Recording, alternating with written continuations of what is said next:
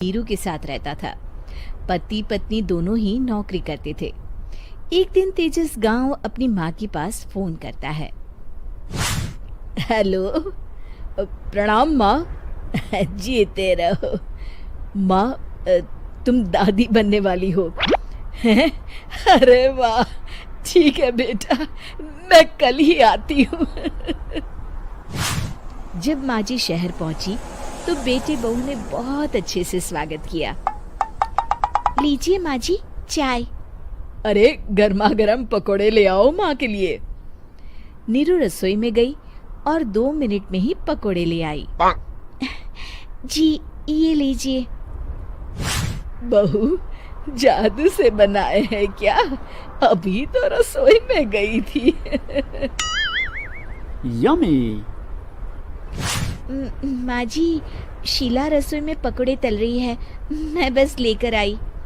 हे भगवान, मेरा धर्म भ्रष्ट कर दिया तूने। अब तो गंगा जल से शुद्धिकरण करना होगा। दूसरे दिन, माँ जी मैंने नाश्ता बना दिया है, ऑफिस जा रही हूँ। पर अभी तो घर का सारा काम पड़ा है। शीला आती ही होगी, झाड़ू पोछा बर्तन कपड़े वो सब कर लेगी। हमारे जमाने में घर का सारा काम हम ही करते थे। जी माँ जी, आप बहुत होशियार हैं, मैं घर ऑफिस दोनों नहीं संभाल पाती। तो जरूरत क्या है घर से बाहर जाकर चाकरी करने की? वैसे भी घर का काम खुद करने से घर में बरकत आती है, समझी? पर माँ जी। पर वर कुछ नहीं, इस महीने की पगार मिले फिर ऑफिस बंद। हाँ। रात को नीरू तेजस से कहती है, सुनिए जी, माँ जी बोल रही थी कि मैं नौकरी छोड़ दूं।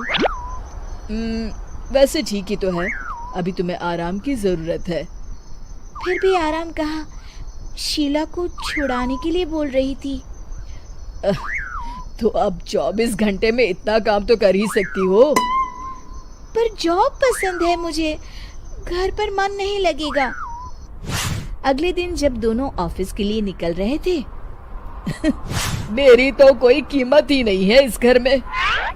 माँ जी, आजकल महंगाई बहुत है, रहन सहन भी बदल गया है, दोनों नौकरी करते हैं तभी ठीक रहता है।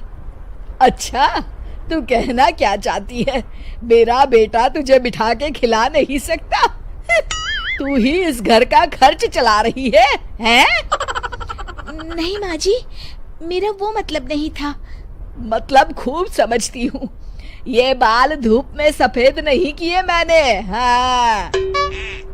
अब तो ये रोज का काम हो गया था। तेजस भी रोज की झिकझिक से परेशान हो गया था। एक दिन उसने कहा, नीरू, वैसे भी तुम्हें मैटरनिटी लीव मिलने वाली है, तो अभी से ही छुट्टी ले लो। पर क्या, मेरी सैलरी अच्छी खासी है। आखिर नीरू ने रिजाइन कर दिया। जब बच्चा हुआ तो घर में सब बहुत खुश हुए। कुछ दिनों बाद तेजस फाइल देख रहा था। क्या हुआ तेजस, कुछ परेशान लग रहे हो? अब हाँ, वो हमारी जितनी सेविंग्स थी वो तो हॉस्पिटल में और छठी के फंक्शन में खत्म हो गई है नीरू। और अभी वैसे मंदी चल रही है तो मैं बोल रही थी कल मुन्ना को हेपेटाइटिस का टीका लगवाना है। नीरू, क्या पोस्टपोन नहीं कर सकते? नहीं जी, बिल्कुल नहीं। अब तेजस को समझ में आ रहा था कि उससे गलती हुई है।